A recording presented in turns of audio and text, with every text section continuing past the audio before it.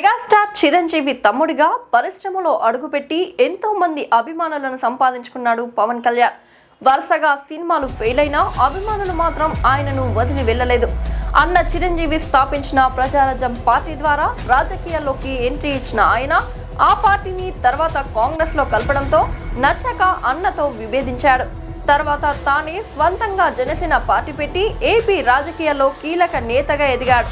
అటు సినిమాల్లోనూ ఇటు రాజకీయాలలో రాణిస్తున్న సినీ నటుడు, నిర్మాత, రచయిత, రాజకీయవేత్త పవన్ కళ్యాణ్ గురించి తెలుసుకుందాం. బాల్యం, విద్యాభ్యాసం ఆంధ్రప్రదేశ్లోని బాపట్లలో సెప్టెంబర్ 2, 1971న వెంకటారావు, అంజనాదేవి దంపతులకు జన్మించాడు పవన్ కళ్యాణ్. మెగాస్టార్ చిరంజీవి పవన్ కు పెద్దన్నయ్య. నటుడు, నిర్మాత నాగేంద్రబాబు పవన్ కు రెండవ అన్నయ్య. పవన్ ప్రాథమిక విద్యాభ్యాసం బాపట్లలోనే సాగింది. తర్వాత నెల్లూరులో ఉన్నత పాఠశాల విద్యను అభ్యసించారు. ఆ తర్వాత ఇంటర్ నెల్లూరులోని విఆర్ కాలేజ్లో చదువుకున్నాడు. ఆ తర్వాత కంప్యూటర్ డిప్లొమా పూర్తి చేశాడు. సినీ జీవితం కంప్యూటర్ డిప్లొమా పూర్తి చేసిన ఉద్యోగం చేయాలని ఉద్దేశం మాత్రం ఆయనకు ఏమాత్రం లేదు. ఆయనకు పుస్తకాలు చదవడం అంటే చాలా ఇష్టం. అప్పటికే చిరంజీవి స్టార్ హీరోగా ఎదగడంతో సినిమాల్లోకి వెళ్లాలని ఆలోచన వచ్చింది పవన్ కళ్యాణ్ కి. ఆ విషయాన్ని తన అన్నయ్య చిరంజీవికి చెప్పారు. సరే, నువ్వు నటించు, కానీ ముందు యాక్టింగ్ అని సత్యం మాస్టర్ దగ్గరికి పవన్ కళ్యాణ్ ని పంపించాడు. ఆయన దగ్గర 6 నెలలు నటన నేర్చుకున్నారు పవన్ కళ్యాణ్. ఈలోగా చిరంజీవి తమ్ముడు పవన్ కళ్యాణ్ కోసం ఒక మంచి కథని డైరెక్టర్స్ ను వెతకడం ప్రారంభించారు. ఆ సమయంలో వివి సత్యనారాయణ దర్శకత్వంలో అక్కడమ్మాయి ఇక్కడబ్బాయి కథను ఓకే చేసి 1996 జనవరిలో షూటింగ్ మొదలుపెట్టారు. ఈ సినిమా 1996 అక్టోబర్ నెలలో విడుదల చేశారు.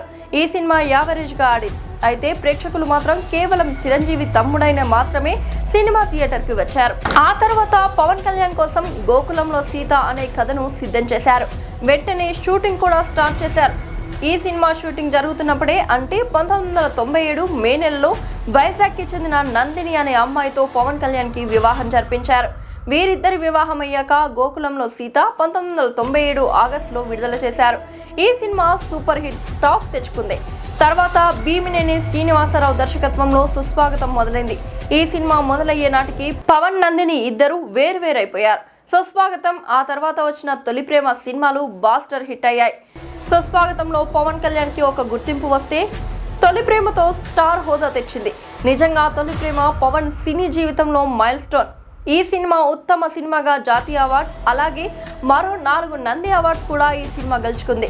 1999లో అరుణ్ ప్రసాద్ దర్శకత్వంలో వచ్చిన తమ్ముడు మరో సూపర్ డూపర్ హిట్ అయింది. ఈ సినిమాతో పవన్ క్రేజ్ మరింత పెరిగింది. ఆ తర్వాత పూరి జగన్నాథ్ దర్శకత్వంలో బద్రి వచ్చింది. ఇలా తనదైన నటనతో అభిమానుల్లో పవర్ స్టార్ గా ప్రసిద్ధి చెందాడు. ఈ సినిమా సమయంలోనే రేణు దేశాతో పరిచయం ఏర్పడింది. అప్పటి నుంచి ఇద్దరు ప్రేమలో ఉంటూనే సహజీవనం చేయడం ప్రారంభించారు. అప్పట్లో ఈ విషయం గురించి ఇండస్ట్రీలో పెద్ద చర్చ జరిగింది. ఇదిలా ఉంటే ఎస్జే సూర్య దర్శకత్వంలో 2001 ఏప్రిల్లో ఖుషి వచ్చింది. ఆ సినిమా పవన్ కళ్యాణ్ కెరీర్ లో బిగ్గెస్ట్ హిట్ కావడమే కాదు, ఆ సంవత్సరం ఇండస్ట్రీకి కూడా ఆ సినిమానే హిట్ అయింది. ఈ సినిమాతోనే పవన్ కళ్యాణ్ క్రేజ్ అమాంతం పెరిగింది. ఈ సినిమా 101 కేంద్రాల్లో 50 రోజులు, 79 కేంద్రాల్లో 100 రోజులు, 8 కేంద్రాల్లో 175 రోజులు ఆడింది. ఈ సినిమా తర్వాత పవన్ ఓ ప్రయోగానికి తెరతీశాడు. తానే తన కోసం ఒక కథను సిద్ధం చేసుకుని రేణు దేశాయిని హీరోయిన్ గా పెట్టి జానీ అనే సినిమా మొదలుపెట్టాడు. ఈ సినిమాకి పవన్ కళ్యాణ్ దర్శకత్వం వహించగా అల్లు అరవింద్ నిర్మాతగా వ్యవహరించాడు. కానీ జానీ అభిమానుల్ని భారీగానే నిరాశపరిచింది. 2004లో వీరశంకర్ బైరిశెట్టి దర్శకత్వంలో గుడుంబా శంకర్ మొదలైంది. ఈ సినిమా షూటింగ్ సమయంలోనే పవన్ కి రేణు దేశాయలకు కొడుకు అఖిరానందన్ జన్మించాడు.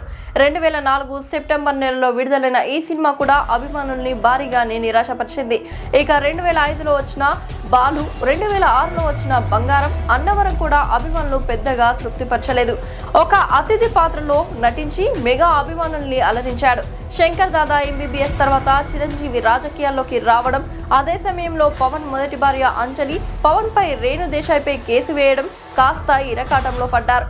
ఈ సమయంలో మెగాస్టార్ కలగజేసుకుని తన రాజకీయ సినీ జీవితంలో మచ్చలు మిగిలిపోకూడదని 5 కోట్లతో ఆ వివాదాన్ని సెటిల్మెంట్ చేసుకున్నారు.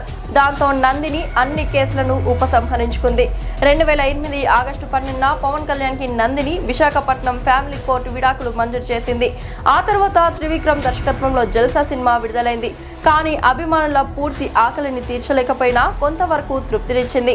ఇక 2009లో రేణు దేశాయ్కి పవన్ కళ్యాణ్ కి అధికారికంగా వివాహం చేశారు మెగాస్టార్.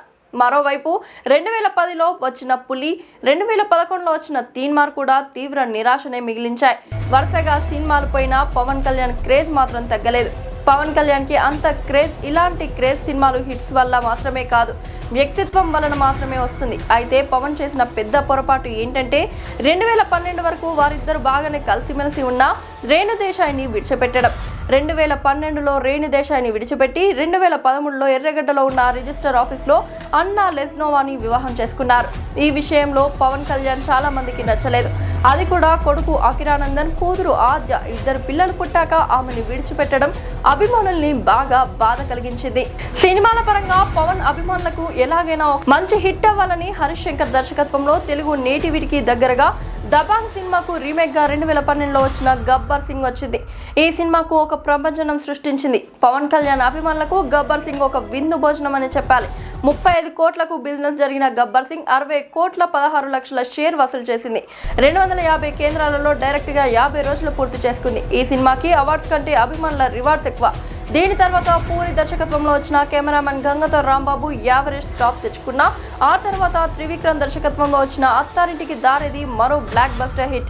మళ్ళీ వెంటనే పవర్ స్టార్ అభిమానులకు మరో విందు భోజనం అందించాడు. మొదటిసారి 100 కోట్ల సాధించిన తెలుగు సినిమాగా అత్తారింటికి దారేది రికార్డులు క్రియేట్ చేసింది. తర్వాత 2016లో సర్దార్ గబ్బర్ సింగ్, 2017లో కాటం రాయుడు, 2018లో అజ్ఞాతవాసి అంతగా ఆడలేవు. పార్టీ ఆర్థికంగా కష్ట సమయంలో పవన్ 2016లో హిందీలో వచ్చిన పింక్ సినిమాని రీమేక్ చేశారు. ఈ సినిమాకు వేణు శ్రీరామ్ దర్శకత్వం, దిల్ రాజు నిర్మాతగా వకీల్ సాబ్ మొదలుపెట్టారు. ఈ సినిమా పవన్ డబ్బు కోసమే చేశాడు. దిల్ రాజు ఈ సినిమా కోసం పవన్ కళ్యాణ్ అప్పటి వరకు ఏ టాలీవుడ్ హీరోకు ఇవ్వలేనంత రెమ్యూనరేషన్ ఇచ్చారు. దాదాపు 50 కోట్ల వరకు ఈ సినిమాకి పవన్ కళ్యాణ్ రెమ్యూనరేషన్ తీసుకున్నాడని టాక్. 2021 ఏప్రిల్ 9న విడుదలైన Vakeel Saab blockbuster hit గా నిలిచింది. ఈ సినిమా మొదటి 3 రోజుల్లోనే 100 కోట్ల వరకు వసూలు చేసింది. రాజకీయ జీవితం 2009లో ప్రజారాజ్యం పార్టీ తరఫున పవన్ కళ్యాణ్ అహర్నిశలు ప్రచారం చేశాడు. ఆ పార్టీ యువజన నాయకుడిగా ఎటువంటి పదవులు ఆశించకుండా ఆ ఎన్నికల్లో ప్రచారం చేశాడు. అయితే ఆ ప్రచారంలో ఆవేశంగా మాట్లాడేవారు. 2009 ఎన్నికల్లో ప్రజారాజ్యం పార్టీ ఘోరంగా ఓడిపోయింది. దీంతో 2011లో చిరంజీవి ప్రజారాజ్యం పార్టీని కాంగ్రెస్ లో విలీనం చేశాడు. దీంతో పవన్ కి చిరంజీవికి కాస్త దూరం పెరిగింది. కానీ ఏ రోజు అన్నకు వ్యతిరేకంగా మాట్లాడలేదు. ఈ క్రమంలో పవన్ కళ్యాణ్ 2014 మార్చి 14న ఒక్కడే అభిమానుల సమక్షంలో జనసేన పార్టీని స్థాపించాడు. జనసేన పార్టీ భావజలంతో కూడిన ఒక పుస్తకం కూడా రాశాడు. నరేంద్ర మోడీని కలిసి 2 తెలుగు రాష్ట్రాల సమస్యలు వివరించాడు. ఆ తర్వాత 2014 సార్వత్రిక ఎన్నికల్లో టీడీపీకి, బీజేపీకి సపోర్ట్ చేసి టీడీపీ విజయంలో కీలక పాత్ర పోషించాడు. కానీ జనసేన ఒక్క స్థానంలో కూడా పోటీ చేయలేదు. ఇలా పూర్తి స్థాయిలో రాజకీయాల్లోకి వచ్చిన పవన్ నిత్యం ప్రజల మధ్యనే ఉన్నాడు. 2019 ఎన్నికల్లో జనసేన 175 స్థానాలకు గాను 140 స్థానాల్లో పోటీ చేసింది. ఈ ఎన్నికల్లో పవన్ భీమవరం, గాజువాక 2 స్థానాల్లోనూ పోటీ చేశాడు. కానీ ఆ 2 చోట్ల ఓడిపోయాడు. మిగతా 138 స్థానాల్లో ఒక తూర్పుగోదావరి జిల్లా రాజోలులో రాపక వరప్రసాదరావు గారు తప్ప ఇంకెవరూ గెలవలేదు. అయినా కూడా పవన్ కళ్యాణ్ నిరాశ చెందలేదు. ప్రజల సమస్యలపై తన గళాన్ని వినిపిస్తూనే ఉన్నారు. ప్రజల కోసమే తాను పార్టీని స్థాపించాడు, కానీ పదవుల కోసం కాదు అని ప్రజల సమస్యల గురించి పట్టించుకున్నాడు. పవన్ కళ్యాణ్ కి తెలంగాణ, ఆంధ్ర రాష్ట్రంలో మంచి ఫాలోయింగ్ ఉంది. ఫ్యాన్స్ పవన్ కళ్యాణ్ ను ముఖ్యమంత్రిగా చూడాలని అనుకుంటున్నారు.